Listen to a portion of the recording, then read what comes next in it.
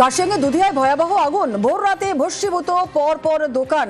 আরো একবার আপনাদের জানাই, কার্শিয়াংয়ে দুধিয়ায় ভয়াবহ আগুন, ভোর রাতে ভস্মীভূত পরপর দোকান। কি পরিস্থিতি রয়েছে, কিভাবে আগুন লাগলো, ক্ষয়ক্ষতি বা কি হয়েছে, আরো বিস্তারিত বলবে পার্থ রয়েছে আমাদের সঙ্গে। পার্থ, আজ ভোর রাতে কিন্তু এই অগ্নিকাণ্ডের ঘটনা ঘটে কার্শিয়াংয়ের দুধিয়া বাজার এলাকায়।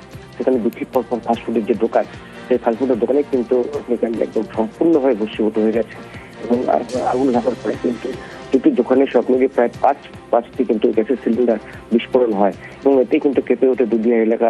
আশপাশের বাসিন্দা তারা ছুটে যায়, যে আগুন নেভানোর চেষ্টা করে, তারপর দমকল ইঞ্জিন দেয়, তার আগেই কিন্তু সম্পূর্ণভাবে ভস্মীভূত হয়ে যায়। দুটো দোকান কিভাবে আগুন লেগেছে তা এখনো পরিষ্কার নয়।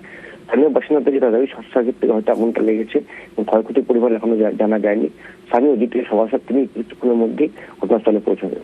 বেশ, ধন্যবাদ।